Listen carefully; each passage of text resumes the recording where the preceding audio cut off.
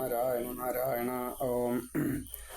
ശ്രീമന്നാരായണീയം ദശകം 34, 35 ശ്രീരാമചരിതം പറയണു. ഓം. ഗീർവാണൈരഥ്യമാനോ ദശമുഖനിധനം കോസലേഷു ഋഷ്യശൃംഗേ പുത്രീയാമിഷ്ടിമിഷ്ട്വാ ദദുഷി ദശരഥക്ഷ്മാഭൃതേ പായസാഗ്ര്യം തൽഭുക്ര്യാ തൽപുരന്ധ്രീഷ്വപി തിസ്രഷു സമം ജാതഗർഭാസു ജാതോ രാമസ്ത്വം ലക്ഷ്മണേന സ്വയമഥ ഭരതേനാപി ശത്രുഘ്നനാംനാ. സർവത്ര ഗോവിന്ദനാമസങ്കീർത്തനം. ഗോവിന്ദ ഗോവിന്ദ. ശ്രീ സീതാരാമചന്ദ്രാഭ്യാം നമോ നമഃ.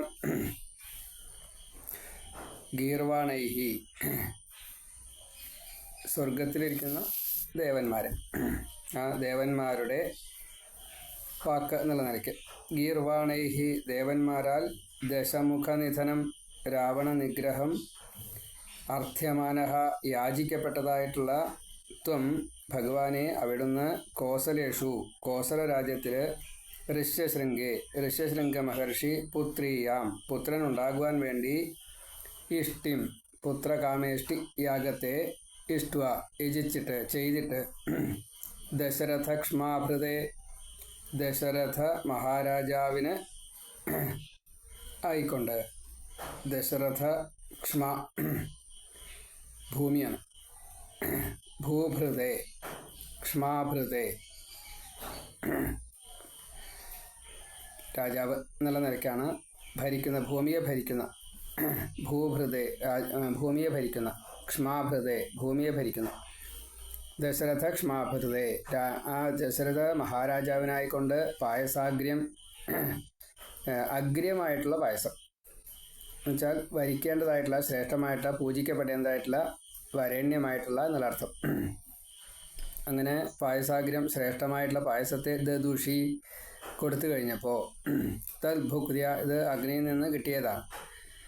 തദ്ഭുക്ര്യ, അത് അതിൻ്റെ ആഹാരം കഴിക്കുന്നത്, അല്ലെങ്കിൽ ഈ പ്രസാദം സ്വീകരിച്ചത്, തദ്ഭുക്ര്യ സ്വീകരിച്ചപ്പോൾ, തിസ്രഷു 3 തൽപുരന്ധ്രീഷു അപി, ആ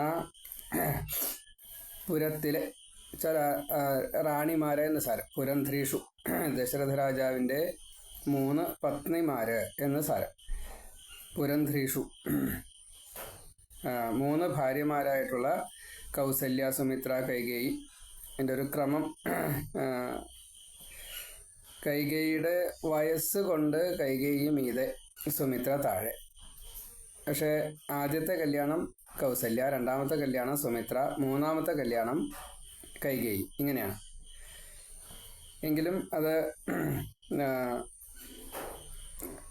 കൈകേയിയാണ് രാജാവിന് കൂടുതൽ ഇഷ്ടമുള്ളത്.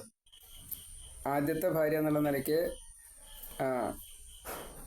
കൗസല്യ, അങ്ങനെയാണ് അതിൻ്റെ ഒരു നിയമം. ഇപ്പം ഇവിടെ തൽപുരന്ധ്രീഷു അഭി, ആ തിസ്രഷു 3 ഭാര്യമാർക്കുമായിക്കൊണ്ട്, സമം ജാതഗർഭാസു, ഒരേ സമയത്ത് ജാതഗർഭാസു ഗർഭിണികളായി തീർന്നപ്പോൾ, അഥാ ലക്ഷ്മണേന, ലക്ഷ്മണനോടും, ഭരതേന ഭരതനോടും, ശത്രുഘ്നനാംന ശത്രുഘ്നൻ എന്ന പേരോടും, സ്വയം രാമഃ ജാതഃ, തന്നെത്താൻ തന്നെ ഭഗവാനെ അവിടുന്ന് രാമൻ എന്ന പേരിൽ ഭൂജാതനായി.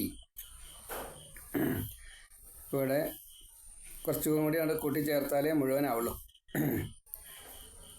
ഈ ദേവന്മാരാൽ സങ്കടം ബോധിപ്പിക്കപ്പെട്ടു. അവരുടെ എല്ലാവിധ ആഹാരം തൊട്ടുള്ള, സ്വർഗം കിട്ടി, സ്വർഗമില്ല, ആഹാരമില്ല, അങ്ങനെയൊക്കെയാണ് എല്ലാ സങ്കടങ്ങളും. രാവണൻ്റെ പീഡ സഹിക്കാൻ വയ്യ, രാവണ കുംഭകർണന്മാർ. അപ്പം അതുകൊണ്ട് ദേവന്മാർ ഭഗവാനെ ചെന്ന് പ്രാർത്ഥിച്ചു. ബ്രഹ്മാവ്, ശിവൻ എല്ലാവരും ഉണ്ട്, ഇന്ദ്രൻ തൊട്ടുള്ള എല്ലാവരും, ഭൂമിയുണ്ട്, എല്ലാവരും നിന്ന് പ്രാർത്ഥിച്ചു. ഭഗവാനെ, ഈ രാവണനെ ഞങ്ങൾക്ക് സഹിക്കാൻ പറ്റുന്നില്ല, രാവണൻ്റെ ഉപദ്രവം, രാവണൻ്റെ കൂട്ടാളികളുടെ ഉപദ്രവം ഞങ്ങൾക്ക് സഹിക്കാൻ പറ്റുന്നില്ല, അതുകൊണ്ട് രാവണനെ വധിക്കണേ എന്ന് പ്രാർത്ഥിച്ചു. അപ്പോൾ ഈ കോസല രാജ്യത്തിൽ അയോധ്യ, കോസലത്തിൻ്റെ തലസ്ഥാനമാണ്. ആ അയോധ്യയിൽ ശ്രീരാമൻ്റെ വാസഗൃഹം സാകേതം ആണ്. രാജാവിൻ്റെ കൊട്ടാരം വേറെയാണ്. അവിടെ ഈ കോസല രാജ്യത്തിൽ സന്താനമില്ലാതെ കണ്ട് വിഷമിക്കുന്നതായിട്ടുള്ള ഈ ദശരഥ മഹാരാജാവ് അദ്ദേഹത്തിന് പുത്രനുണ്ടാവണമെങ്കിൽ വസിഷ്ഠ മഹർഷി നിർദ്ദേശിച്ചു. ഭഗവാൻ തന്നെ പുത്രനായിട്ട് വരാൻ തയ്യാറായിട്ടുണ്ട്. അതുകൊണ്ട് അങ്ങ് പുത്രകാമേഷ്ടി ചെയ്യണം. അത് ശാന്തയുടെ ഭർത്താവായിട്ടുള്ള ഋഷ്യശൃംഖനെ കൊണ്ട് ചെയ്യിക്കണം. ഇങ്ങനെ പുത്രകാമേഷ്ടി അദ്ദേഹത്തിനെ കൊണ്ട് ചെയ്തു കഴിഞ്ഞാൽ ഭഗവാൻ തന്നെ പുത്രനായിട്ട് വരും എന്ന് വസിഷ്ഠൻ പറഞ്ഞപ്പോൾ അതിനനുസരിച്ച് ഋഷ്യശൃംഖ മഹർഷി പുത്രകാമേഷ്ടി ചെയ്തു. അതിൽ കിട്ടിയതായിട്ടുള്ള പായസം, പ്രസാദം, അത് ദശരഥ മഹാരാജാവിന് കൊടുത്തു. അതിൻ്റെ സമ്പാദം അതല്ലെങ്കിൽ ഈ പ്രസാദം അതല്ലെങ്കിൽ ഈ പുത്രനുണ്ടാവാൻ വേണ്ടിയിട്ടുള്ള മരുന്ന് എന്ന് കൂട്ടുക. അതൊരു മരുന്നാണ്, പക്ഷേ ആയുർവേദ മരുന്നല്ല, ഭഗവാനാൽ തരപ്പെട്ടതായിട്ടുള്ള മരുന്നാണ്. അതിലെല്ലാം ഉണ്ട്. ഈ എന്താണോ സന്താനം ഉണ്ടാവാതിരിക്കാനുള്ള ദോഷം, ആ ദോഷങ്ങളെ തീർക്കാനുള്ളതാണ്. അപ്പോൾ അതൊരു മെഡിസിനാണ്. ആ പായസത്തെ, ഏറ്റവും ശ്രേഷ്ഠമായിട്ടുള്ള ആ പായസത്തെ ഈ 3 പത്നിമാർക്കുമായിട്ട് കൊടുത്തു. അവിടെ രാമായണം പറയണു, കൗസല്യയ്ക്ക് കൊടുത്ത പായസം അത് നേർപകുതിയായിട്ട് കൈകേയിക്കും കൊടുത്തു. കൗസല്യയ്ക്കും കൈകേയിക്കും നേർപകുതി പായസം കിട്ടിക്കഴിഞ്ഞപ്പോൾ രണ്ടുപേർക്കും സുമിത്രയോട് വലിയ സ്നേഹമാണ്. രണ്ടുപേർക്കും തുല്യമായിട്ടുള്ള സ്നേഹമാണ്. അപ്പോൾ അവർക്ക് കിട്ടിയതിൻ്റെ നേർപകുതി സുമിത്രയ്ക്കും കൊടുത്തു. കൈകേയിയും പകുതി കൊടുത്തു, കൗസല്യം പകുതി കൊടുത്തു. അങ്ങനെ 3 പേരും അത് കഴിച്ചു. അപ്പോൾ നേർപകുതി പായസം കഴിച്ചതാരാ? സുമിത്രയാണ്. അങ്ങനെ 3 പേരും ഗർഭിണികളായി തീർന്നു. സമയം വന്നു കഴിഞ്ഞപ്പോൾ ഭഗവാൻ രാമൻ ആദ്യം കൗസല്യയിൽ ഭൂജാതനായി, വാസുദേവൻ എന്ന നിലയ്ക്ക് ഭഗവാൻ സ്വയം. കൈകേയിയിൽ ഭഗവാന്റെ അനുജനായിട്ട് ഭരതൻ, ശംഖ് ആണ് ഭരതൻ. പാഞ്ചജന്യം എന്ന ശംഖാണ് ഭരതൻ. ജ്ഞാനം ആണ് ഭരതൻ. ആ ഭരതൻ തൻ്റെ അംശം കൊണ്ട് കൈകേയിയിൽ ഭൂജാതനായി. പുണർദം, പൂയം, അത് കഴിഞ്ഞ് പിന്നെ ആയില്യം. ഈ ആയില്യം നാൾ വന്നപ്പോഴേക്കും സുമിത്രയും പ്രസവിച്ചു. അപ്പോൾ അതിൽ 2 കുട്ടികൾ, സുദർശന ചക്രം ശത്രുഘ്നനായിട്ടും അനന്ത ഭഗവാൻ ലക്ഷ്മണനായിട്ടും, അങ്ങനെ 2 പേരും ഭൂജാതരായി.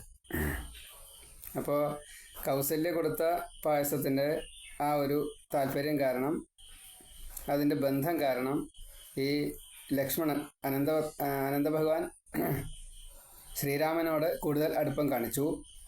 അതേപോലെ കൈകേയി കൊടുത്ത ആ പായസത്തിൻ്റെ ബന്ധം കാരണം കൊണ്ട് ഭരതനോട് ഈ സുദർശന ചക്രമാകുന്ന ശത്രുഘ്നൻ കൂടുതൽ അടുപ്പം കാണിച്ചു. അപ്പോൾ രാമനും ലക്ഷ്മണനും ഭരതനും ശത്രുഘ്നനും അവർ വല്ലാത്ത ഇരട്ടപെറ്റ കുട്ടികളെ പോലെയായി. 2 അമ്മമാരിലാണെങ്കിലും അവർ തമ്മിലാണ് അടുപ്പം. ഇങ്ങനെ 4 ഭാവം കൊണ്ട് ഭഗവാൻ ഭൂജാതനായി. ഗീർവാണൈഹി ദശമുഖനിധനം അർത്ഥ്യമാനഃ ത്വം കോസലേഷു ഋഷ്യശൃംഗേ പുത്രീയാം ഇഷ്ടിം ഇഷ്ട്വാ ദശരഥക്ഷ്മാഭൃതേ പായസാഗ്ര്യം ദദുഷി തദ്ഭുക്ര്യ തിസൃഷു തൽപുരന്ധ്രീഷു അപി സമം ജാതഗർഭാസു അഥ ലക്ഷ്മണേന ഭരതേന ശത്രുഘ്നനാംന സ്വയം രാമഃ ജാതഃ എന്ന അന്വയം. ഈ ദേവന്മാരാൽ രാവണ നിഗ്രഹം ആവശ്യപ്പെട്ട് കഴിഞ്ഞപ്പോൾ കോസല രാജ്യത്തിൽ ഋഷ്യശൃംഗ മഹർഷി പുത്രകാമേഷ്ടി ചെയ്ത് ദശരഥ മഹാരാജാവിന് പുത്രനുണ്ടാവാൻ വേണ്ടിയിട്ട് ചെയ്തതായിട്ടുള്ള ആ യാഗത്തിൽ കിട്ടിയ പായസം അത് രാജാവ് തൻ്റെ 3 പത്നിമാർക്കുമായിട്ട് കൊടുത്തു. 3 പത്നിമാരിലായിട്ട് അവർ ഗർഭിണികളായി കഴിഞ്ഞപ്പോൾ പിന്നീട് പ്രസവിച്ചത് ഭഗവാൻ സ്വയം രാമനായിട്ടും പിന്നെ ഭരതനായിട്ടും അനന്ത ഭഗവാൻ ലക്ഷ്മണനായിട്ടും അതേപോലെ സുദർശന ചക്രം ശത്രുഘ്നനായിട്ടും അതിനെ ആദ്യം പറയുന്നുണ്ട്. ഇങ്ങനെ ഭൂജാതരായി. ഗീർവാണൈഹി അർത്ഥ്യമാനഃ ദശമുഖ നിധനം കോസലേഷു ഋഷ്യശൃംഗേ പുത്രീയാം ഇഷ്ടിം ഇഷ്ട്വാ ദദുഷി ദശരഥഃ ക്ഷ്മാഭൃതേ പായസാഗ്ര്യം തദ്ഭുക്ര്യ തത് പുരന്ധ്രീഷു അപി തിസൃഷു സമം ജാതഗർഭാസു ജാതഃ രാമഃ ത്വം ലക്ഷ്മണേന സ്വയം അഥ ഭരതേന അപി ശത്രുഘ്ന നാംനാ. പദച്ഛേദം.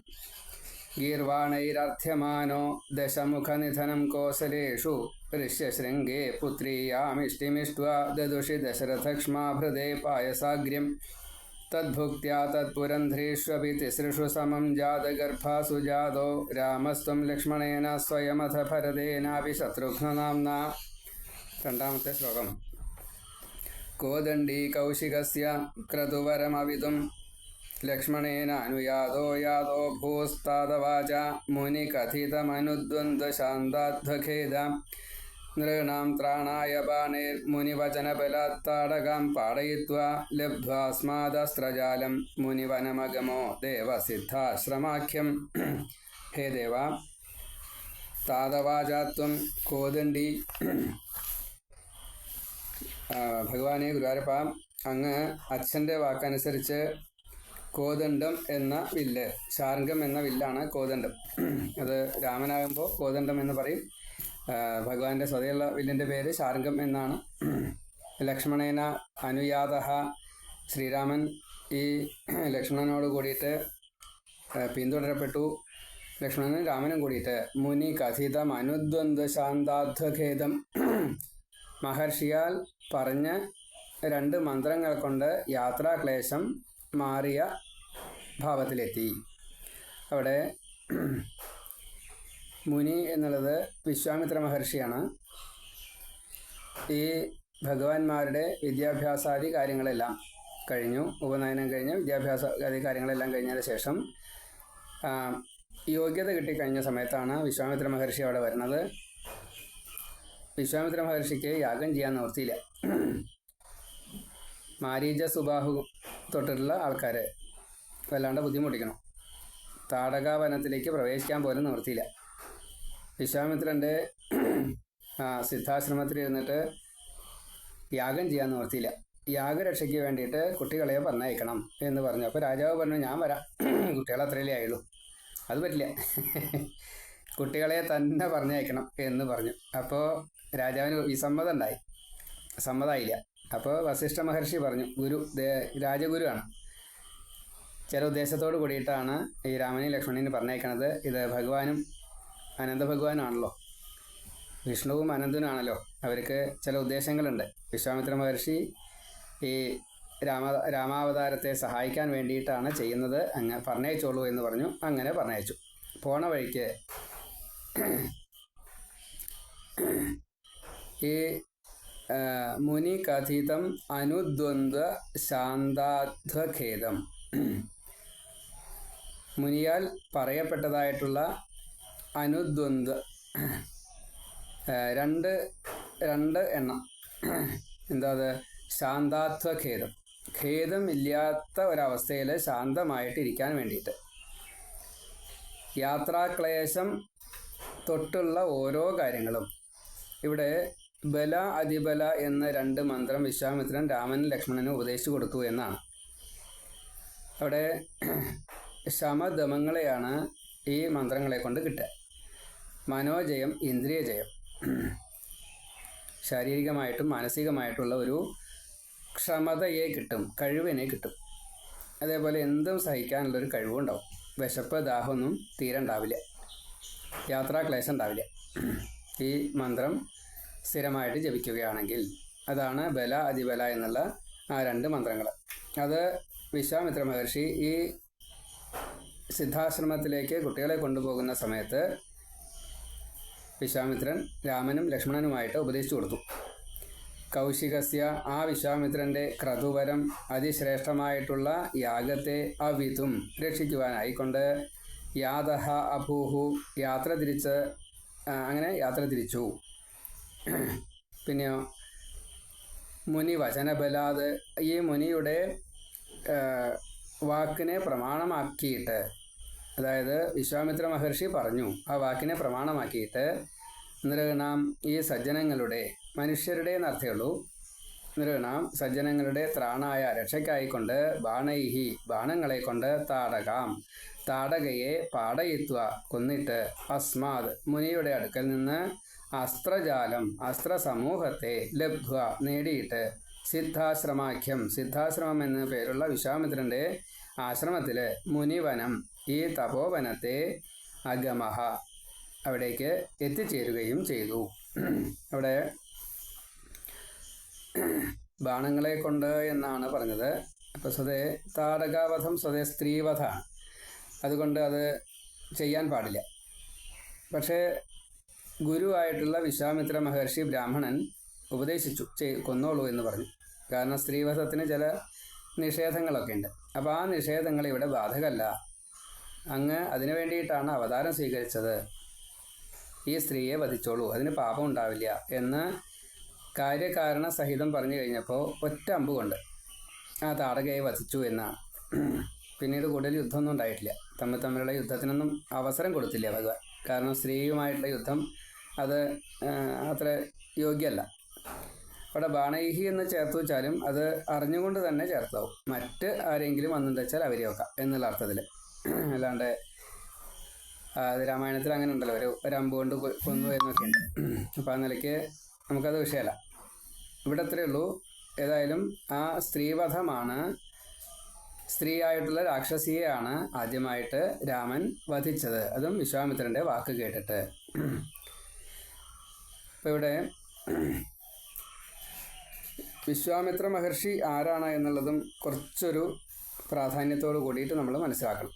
വിശ്വത്തെ മുഴുവൻ മിത്രമായിട്ട് കണ്ടുകൊണ്ട് ലോകരക്ഷയ്ക്ക് വേണ്ടിയിട്ട് തന്നാൽ കഴിയുന്നത് മുഴുവൻ ചെയ്യുക എന്ന വ്രതം വിശ്വാമിത്രൻ സ്വീകരിച്ചപ്പോൾ വിശ്വവും ഈ മഹാഋഷിയെ മിത്രമായിട്ട് കണ്ടു.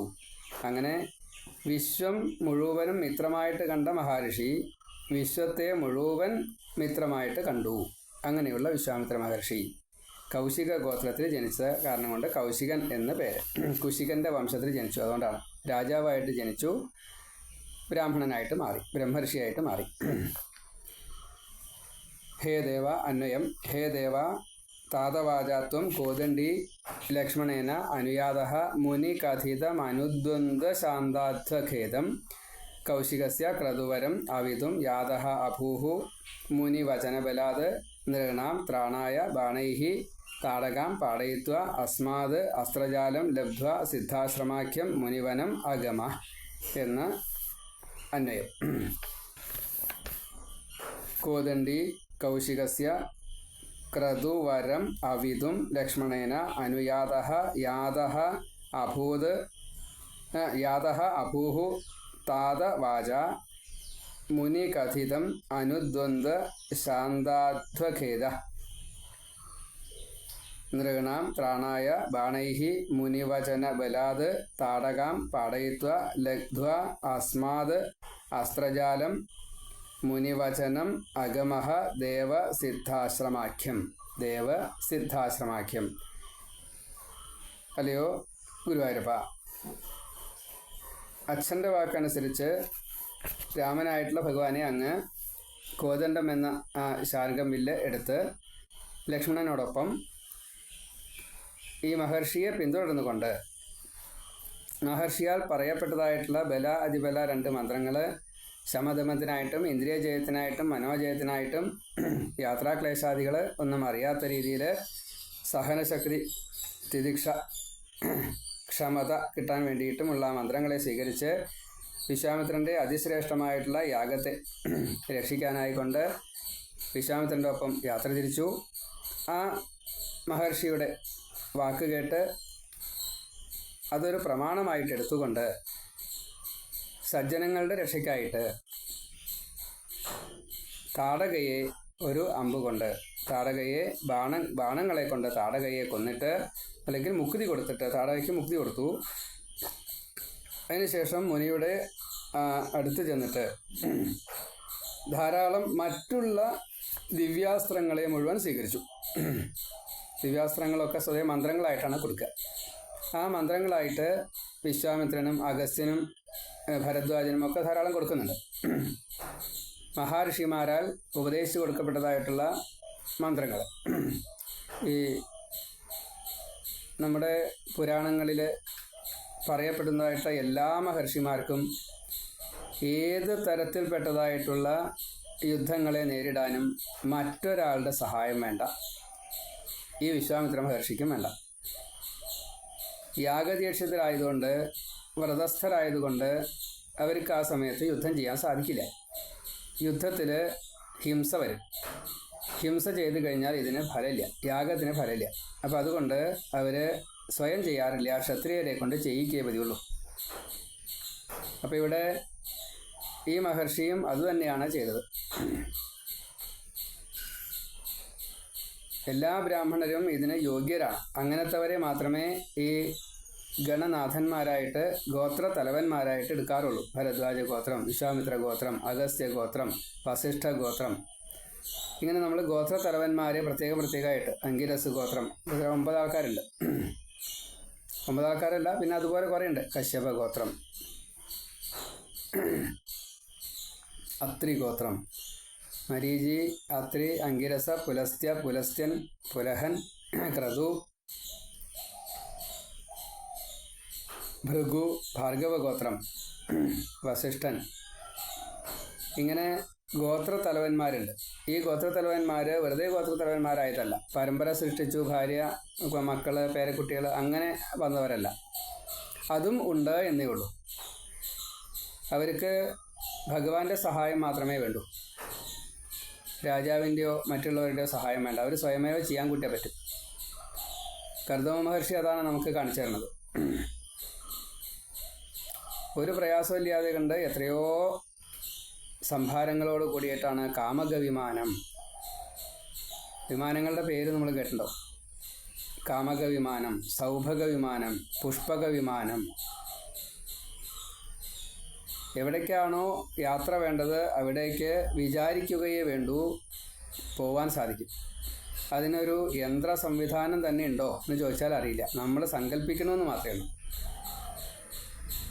അപ്പോൾ ഒരു പരവതാനിയാവാം, അല്ലെങ്കിൽ ഒരു കൊട്ടാരമാവാം, അതല്ലെങ്കിൽ വലിയൊരു ഭൂപ്രദേശം ആവാം. ഇപ്പോൾ ത്രിപുരാന്തകന്മാരുടെ കഥ പറയുന്ന സമയത്ത്, എന്ന് വെച്ചാൽ മഹാദേവൻ്റെ കഥ പറയുന്ന സമയത്ത്, ത്രിപുരന്മാരെ വധിക്കാൻ വേണ്ടിയിട്ട് പറയുന്ന സമയത്ത് ത്രിപുരന്മാർക്ക് കൊടുത്ത വിമാനം ഇങ്ങനെയാണ്, ഭൂപ്രദേശമായിട്ടാണ്. കർദമൻ്റേത് 7 നിലയുള്ള മാളികയായിട്ടാണ്. പുഷ്പക വിമാനം അത് എത്ര വേണച്ചാൽ ആൾക്കാരെ കയറ്റാം. ഇപ്പം ഈ രാക്ഷസന്മാർ ഒരുപാട് ആൾക്കാരെ അതിൽ കയറി, വിഭീഷണ തൊട്ടുള്ളവർ. വാനര സൈന്യം മുഴുവൻ അതിൽ കയറി. രാമനും സീതയും ലക്ഷ്മണനും ഹനുമാനും തൊട്ടുള്ള സുഗ്രീവാദികൾ എല്ലാവരും, അംഗദൻ, നീലൻ, അങ്ങനെയല്ലേ, എല്ലാവരും അതിൽ കയറി. വലിയൊരു, അപ്പം അതിൽ എത്ര കയറിയാലും അത് വലുതാവും, അതിനെ ഉൾക്കൊള്ളാൻ അതിന് സാധിക്കും. വിചാരിച്ച സ്ഥലത്ത് വിചാരിച്ച സമയത്ത് എത്താൻ സാധിക്കും. സാല്വൻ്റെ സൗഭം എന്നുള്ള വിമാനം. ഇപ്പോൾ വിമാനങ്ങൾ തന്നെ നമുക്ക് കാമകമായിട്ടും പുഷ്പകമായിട്ടും സൗഭഗമായിട്ടും കാണാൻ സാധിക്കും. അപ്പോൾ ഈ എല്ലാം കഴിവുള്ളതായിട്ടുള്ള ഈ മഹർഷിമാരും ഇങ്ങനെ ക്ഷത്രിയരെ കൊണ്ടിത് ചെയ്യിക്കുന്നത് ലോകഹിതത്തിന് വേണ്ടിയിട്ടാണ്. അവരുടെ ദീക്ഷ, വ്രതം അത് ഭംഗപ്പെടാതിരിക്കാൻ വേണ്ടിയിട്ടാണ്. അങ്ങനെയാണ് ഈ രാമനെ കൂട്ടിക്കൊണ്ടു പോകുന്നത്. അതുകൊണ്ട് ആ സ്ത്രീയുടെ, ഈ രാക്ഷസിയായിട്ടുള്ള ആ സ്ത്രീയുടെ വധം ഇപ്രകാരത്തിൽ ചെയ്യിച്ചു. ഇപ്പോൾ ഒരു ബാണത്തെ കൊണ്ട് ആ താടകയെ കൊന്നിട്ട് ഈ മുനിയുടെ അടുക്കൽ നിന്ന് അനവധി ദിവ്യാസ്ത്രങ്ങളെ സ്വീകരിച്ചു രാമനും ലക്ഷ്മണനും. അതിനുശേഷം സിദ്ധാശ്രമം എന്ന ആ വിശ്വാമിത്രൻ്റെ ആശ്രമത്തിൽ വെച്ച് ഈ ഏത് യാഗമാണോ ചെയ്യാൻ ഉദ്ദേശിച്ചത് ആ യാഗത്തെ നന്നായിട്ട് ചെയ്യുകയും ചെയ്തു. കൗശികന് സന്തോഷമായി എന്ന് സാരം. കോദണ്ഡി കൗശികസ്യ ക്രതുവരം അവിതും ലക്ഷ്മണേനാനുയാതോ യാതോ ഭൂസ്താതവാച മുനികഥിതമനുദ്വന്ദ്വശാന്താധ്വഖേദ നൃണാം ത്രാണായ ബാണൈർമുനിവചനബലാത് താടകാം പാടയിത്വാ ലബ്ധ്വാ അസ്മാദസ്ത്രജാലം മുനിവനമഗമോ ദേവസിദ്ധാശ്രമാഖ്യം. ഇനി മൂന്നാമത്തെ ശ്ലോകം. മാരീചം ദ്രാവയിത്വാ മഖശിരസി ശരൈരന്യരക്ഷാംസി നിഘ്നൻ കല്യാം കുർവന്നഹല്യാം പഥിപദരജസാ പ്രാപ്യ വൈദേഹഗേഹം ഭിന്ദാനശ്ചാന്ദ്രചൂഡം ധനുരവനിസുതാമിന്ദിരാമേവ ലബ്ധ്വാ രാജ്യം പ്രാതിഷ്ഠധാസ്ത്വം ത്രിഭിരപി ച സമം ഭ്രാതൃവീരൈः സദാരൈः. ത്വം മഖശിരസി ശരൈഃ മാരീചം ദ്രാവയിത്വാ അന്യരക്ഷാംസി നിഘ്നൻ പഥി പദരജസാ അഹല്യാം കല്യാം കുർവൻ വൈദേഹഗേഹം പ്രാപ്യ ചാന്ദ്രചൂഡം ധനുഃ ഭിന്ദാനഃ ഇന്ദിരാം അവനിസുതാം ലബ്ധ്വാ സദാരൈഃ ത്രിഭിഃ ഭ്രാതൃവീരൈഃ അപി പ്രാതിഷ്ഠധാ ച. ഇങ്ങനെ അന്വയം. ത്വം ഭഗവാനെ അവിടുന്ന് മഖശിരസി ഈ യാഗത്തിൽ എന്നുവെച്ചാൽ ഏറ്റവും വലിയ യാഗം എന്നുള്ള അർത്ഥത്തിലാണ് മഖശിരസി. പിന്നെ യാഗം അങ്ങോട്ട് അവസാനിക്കാറാവുന്നതിന് തൊട്ട് മുന്നേ ആയിട്ട് യാഗം കുറേ ചെയ്തു. ആ സമയത്താണ് ശരൈഹി അമ്പുകളെ കൊണ്ട് ആ സമയത്താണ് മാരീചനും സുബാഹുവൊക്കെ വന്നിട്ട് യാഗത്തെ മലിനപ്പെടുത്താൻ വേണ്ടിയിട്ട് രക്തമോ മാലോ എന്തൊക്കെ അച്ചാലൊക്കെ ഒഴിച്ചത് ആകാശത്തു നിന്ന്. മായായുദ്ധം പോലെയാണ്. അപ്പോൾ അമ്പുകളെ കൊണ്ട് ഈ മാരീചനെ ദ്രാവയിത്വ ഒഴുക്കിയിട്ട് എന്നാണ്, ഓടിച്ചിട്ട് എന്നാണ് സാരം. അതായത് ഒരമ്പ് കൊണ്ട് 100 യോജന അകലെ കടലിൽ കൊണ്ടുപോയിട്ട് ഇട്ടു. മാരീചനെ വധിച്ചില്ല. ഇനിയും ഉദ്ദേശം ഉണ്ടാവണ്ടേ. മാരീചനെ ദ്രാവയിത്വ മാരീചനെ ഒഴുക്കിയിട്ട് മാരീചനെ വളരെ അകലത്താക്കിയിട്ട് പിന്നെയോ അന്യരക്ഷാംസി മറ്റുള്ള രാക്ഷസന്മാരെ രക്ഷാംസി രാക്ഷസന്മാരെ എന്നാണ്. രക്ഷസ്സുകൾ രാക്ഷസന്മാരെ അവിടെ രക്ഷിക്കുക എന്നുള്ള അർത്ഥത്തിലല്ല.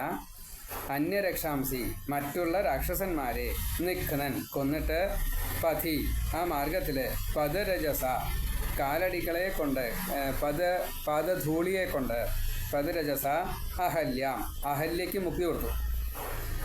അഹല്യാം കല്യാം പരിപാവനമാക്കി, കല്യാണം മംഗളം എന്നർത്ഥം. കല്യാം ശുദ്ധയാക്കി ഭൂതമാക്കി. എന്നിട്ടോ അഹല്യയ്ക്ക് മുക്തി കൊടുത്തിട്ട് അഹല്യ ഗൗതമൻ്റെ അടുത്തേക്ക് തന്നെ പോവുകയും ചെയ്തു. ഇപ്പോൾ മുക്തി പലതരത്തിലാണ്. ഇവിടെ ഭർത്താവിൻ്റെ അടുത്തേക്ക് തന്നെ വീണ്ടും പോവുകയാണ് ഉണ്ടായത്. അതാണ് മുക്തി. അത്രയും കാലം കല്ലായിരുന്നു. ഇന്ദ്രൻ അപായപ്പെടുത്തിയതാണ്. അഹല്യാം കല്യാം കുർവൻ അഹല്യയെ പരിപാവനമാക്കി തീർത്തതിൻ്റെ ശേഷം വൈദേഹഗേഹം വിദേഹ രാജധാനിയായിട്ടുള്ള സീത വസിക്കുന്നതായിട്ടുള്ള മിഥില രാജ്യത്തിലേക്ക് ജനകൻ്റെ രാജ്യത്തിലേക്ക് എത്തി. അവിടെ വൈദേഹഗേഹം പ്രാപ്യ അവിടെ എത്തിയിട്ട് ചാന്ദ്രചൂഡം ശിവനെ സംബന്ധിച്ചതായിട്ടുള്ള ധനു ശിവധനുസ് ത്രയംബകം എന്ന വില്ല് അത് ദേവാസുര യുദ്ധം കഴിഞ്ഞപ്പോൾ കൊടുത്തതാണ്. അതിവിടെ പൂജിച്ച് വെച്ചിരിക്കുകയാണ് ജനകൻ്റെ അടുത്ത്. ആ ശിവധനുസ് ഭിന്ദാനഹ മുറിക്കുന്നവനായിട്ട് ഇന്ദിരാം അവനിസുതാം ലബ്ധ്വ ആ ശിവധനുസ് ഈ വില്ലിൽ ഞാണ് കൂട്ടിക്കെട്ടുന്ന സമയത്ത് അത് പൊട്ടിപ്പോയി. ആ ശിവധനുസ് പൊട്ടിക്കഴിഞ്ഞപ്പോൾ അതാണ് പന്തയം. ആരാണോ അത് കൂട്ടിക്കെട്ടിയിട്ട് അമ്പ ചെയ്തിട്ട് ലക്ഷ്യം ഭേദിക്കുന്നത്, ലക്ഷ്യം പ്രത്യേകിച്ച് ലക്ഷ്യമൊന്നുമില്ല. അപ്പോൾ ഇത് ചെയ്താൽ മതി, അമ്പ് കൊലച്ചാൽ മതി. അതെടുക്കാൻ തന്നെ പറ്റില്ല. 5000 പേരെടുത്തിട്ടൊക്കെയാണ് ആ വില്ല് കൊണ്ടുവരിക. അപ്പോൾ അതുകൊണ്ട് അതിൽ ഞാണ് കെട്ടിയിട്ട് അമ്പ് ഒന്നും സാധിക്കില്ല എന്നാണ്. അപ്പോൾ അത് പറ്റുന്ന ഒരാൾ ഈശ്വരനാണ്. ഈശ്വരന് മാത്രമേ സാധിക്കുള്ളൂ. കാരണം സീത ഇടത്തെ കൈ കൊണ്ടാണ് പൊക്കിയത്. അപ്പോൾ അതിന് പറ്റിയ ഒരാളെ കിട്ടിയാലേ കല്യാണം കഴിച്ചു കൊടുക്കാൻ പറ്റുള്ളൂ. അതുകൊണ്ടാണ് അങ്ങനെ ഒരു വ്യവസ്ഥ വെച്ചത്. അപ്പോൾ രാമൻ അത് കെട്ടുന്ന സമയത്ത് തന്നെ അത് പൊട്ടിപ്പോയി. അപ്പോൾ ആ സീതയെ ഇന്ദിരാം അവനിസുതാം ലബ്ധ ഈ സീതാലക്ഷ്മിയായിട്ടുള്ള ഭൂമിയുടെ സുത, അവനി എന്ന് പറഞ്ഞു കഴിഞ്ഞാൽ ഭൂമിയാണ്. ഈ ഭൂമിയുടെ മകളായിട്ടുള്ള ഇന്ദിരാം ലക്ഷ്മി ദേവിയെ, ഇപ്പോൾ ഭൂമിയുടെ പുത്രിയായിട്ടുള്ള ലക്ഷ്മി ദേവിയെ സീതയെ ലഭിച്ചു കഴിഞ്ഞപ്പോൾ സദാരൈഹി ദാരങ്ങളോട് കൂടിയിട്ട്, അതായത് അവിടെ മറ്റ് 3 പത്നിമാരും കൂടിയും ഈ അയോധ്യയിലേക്ക് കൊണ്ടുവരുന്നുണ്ട്. അത് ലക്ഷ്മണനും ഭരതനും ശത്രുഘ്നനും വേണ്ടിയിട്ടാണ്. ത്രിഭിഹി ആ മറ്റ് 3 പേരെ ഭ്രാതൃവീരൈഹി അഭി വീരന്മാരായിട്ടുള്ള സഹോദരന്മാരോട് കൂടി പ്രാതിഷ്ഠതാഹ ച അയോധ്യയിലേക്ക് പുറപ്പെടുകയും ചെയ്തു.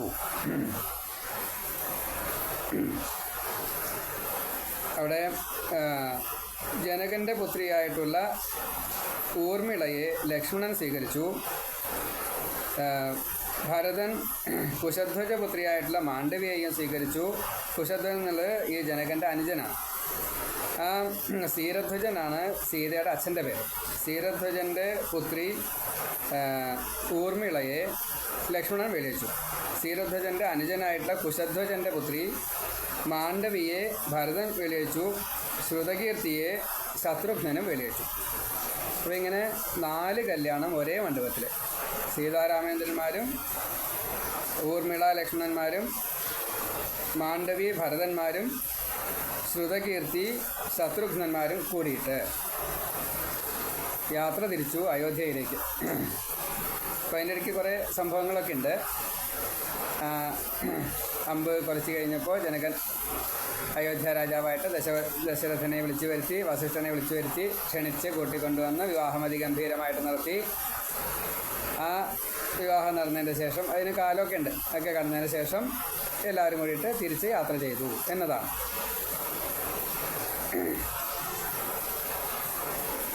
മാരീചം ദ്രാവയിത്വ മഖശിരസി ശരൈഹി അന്യരക്ഷാംസി നിഘ്നൻ കല്യാം കുർവൻ അഹല്യാം പഥി പദരജസ പ്രാപ്യ വൈദേഹഗേഹം ഭിന്ദാനഃ ചാന്ദ്രചൂഡം ധനുഹു അവനിസുതാം ഇന്ദിരാം ഏവ ലബ്ധ്വാ രാജ്യം പ്രാതിഷ്ഠതാഃ ത്വം ത്രിഭിഃ അപി ച സമം ഭ്രാതൃവീരൈഃ സദാരൈഃ കൂടെ എന്നർത്ഥം, ദാരങ്ങളുടെ കൂടെ, ഭാര്യമാരെന്നർത്ഥം.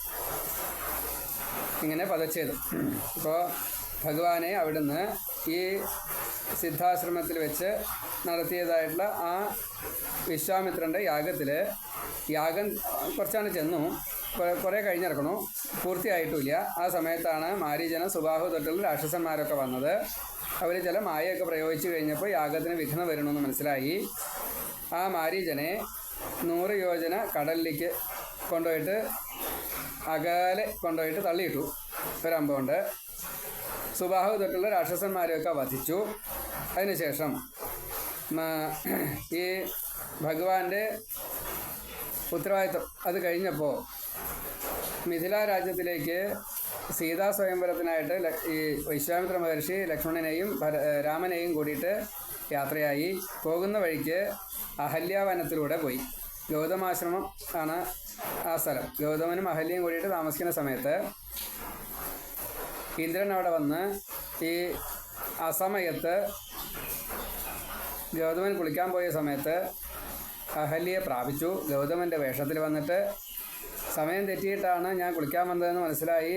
ഗൗതമൻ തിരിച്ചു വന്നപ്പോൾ ഈ പ്രാപിക്കൽ കഴിഞ്ഞിട്ട് ഇന്ദ്രൻ പോകുന്നു. അപ്പോൾ ഇന്ദ്രനെ മനസ്സിലായി, തെറ്റ് ചെയ്തു എന്ന് മനസ്സിലായി, ശപിച്ചു.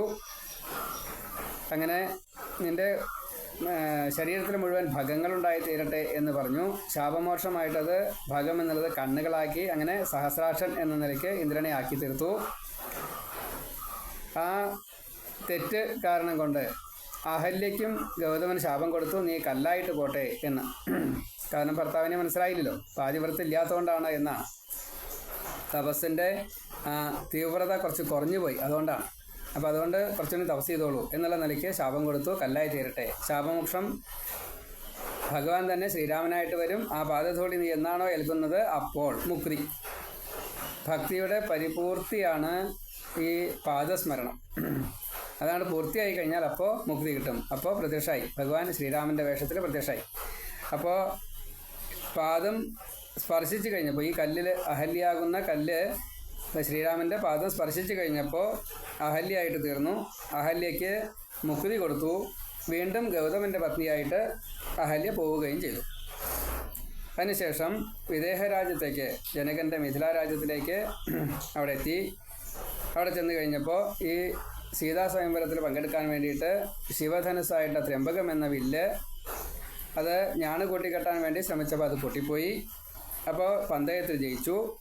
ആ നിയമപ്രകാരം ജനക മഹാരാജാവ് തനിക്ക് ഭൂമിയിൽ നിന്നും കിട്ടിയതായിട്ടുള്ള ആദ്യത്തെ പുത്രിയായിട്ടുള്ള സീത, ആ സീതയെ ശ്രീരാമനായിട്ട് യഥാവിധി വിവാഹം ചെയ്തു കൊടുത്തു. അതിനുശേഷം ദശരഥനെയും വസിഷ്ഠനെയും ഒക്കെ വിളിച്ചു വരുത്തി വേണ്ട വിധത്തിൽ ഔപചാരികമായിട്ട്, അതായത് ഈ വേദം വിധിച്ച രീതിയിൽ ഹോമാചാരത്തോട് കൂടിയിട്ട് വിവാഹം കഴിച്ചു കൊടുക്കണം. അപ്പോൾ അവിടെ സ്ഥീരധ്വജനായിട്ടുള്ള ഈ ജനക മഹാരാജാവിൻ്റെ പുത്രിയായിട്ട് ഊർമിളയുണ്ട്, തൻ്റെ പത്നിയിലുള്ള പുത്രിയാണ്. പിന്നെ അനുജനായിട്ടുള്ള കുശധ്വജന് 2 പുത്രിമാരുണ്ട്, മാണ്ഡവിയും ശ്രുതകീർത്തി.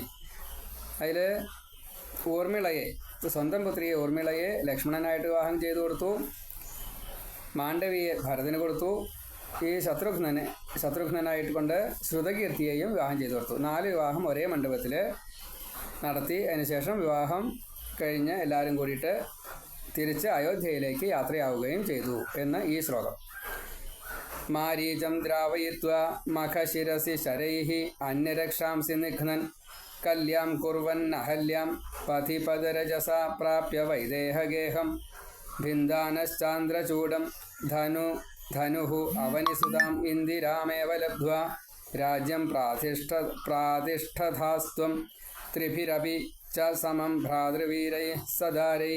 ഇങ്ങനെ 3 ശ്ലോകങ്ങൾ ഇപ്പോൾ രാമായണത്തിൽ നമ്മൾ പറഞ്ഞു.